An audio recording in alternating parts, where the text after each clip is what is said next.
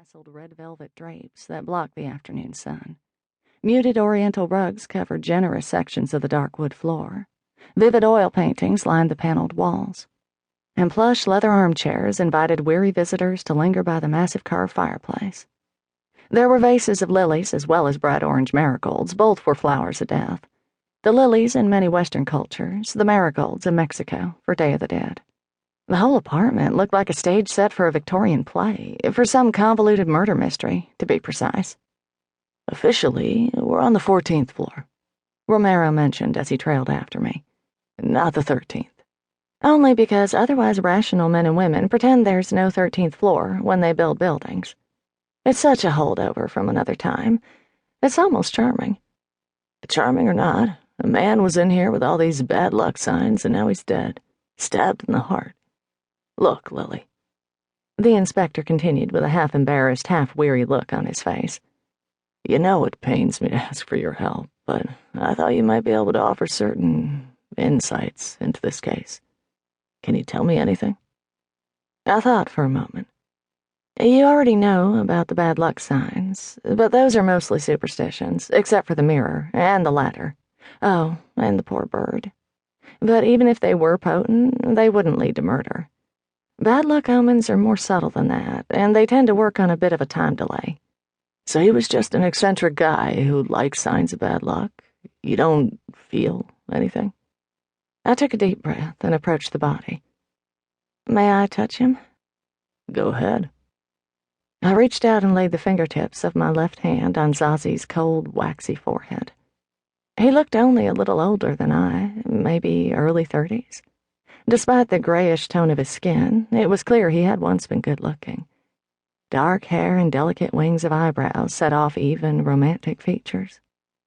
Closing my eyes, I concentrated on filtering out the static caused by all the people in the apartment. Their nervous energy bounced off the walls and filled the available air. I focused my powers, subsumed my conscious self, and allowed myself to be a conduit. Nothing. People, normal people, give off sensations, even several hours after death. Malachi's hands were soft, no calluses or signs of a man who worked with his hands. He wore a ring, a tarnished silver snake that wound around his left finger. Turning his hand palm up, I looked for the faint lines of fingerprints, the markings common to most every normal human on the earth. The skin was slick, almost shiny. Even the palm showed no lifelines, nothing. "Could someone roll him for prints?" I asked Carlos. "What are you looking for?" "I don't think he'll have any." "What, you mean like you?" "Like me." Our eyes met. Some of us are born without fingerprints. There is a documented, albeit rare, medical condition associated with the lack of such lines. Still, I sometimes wondered whether there was something metaphysical about it, as though certain folk are meant to go through life without leaving a trace. But then I'd decided I was just strange. Apparently, so was Malachi Zazi. "Maybe you should check out his DNA," I mentioned. "What for?" "Make sure he's human?" Romero glanced around the crowd, took me gently by the upper arm, and hustled me into the bedroom. Our sudden entrance startled the cat, which ran under the bed. His hand still on the door, as though holding it closed by force, Romero blew out a frustrated breath and fixed me with his skeptical cop gaze. "What are you insinuating?" "I just think it would be helpful to know for sure what we're dealing with.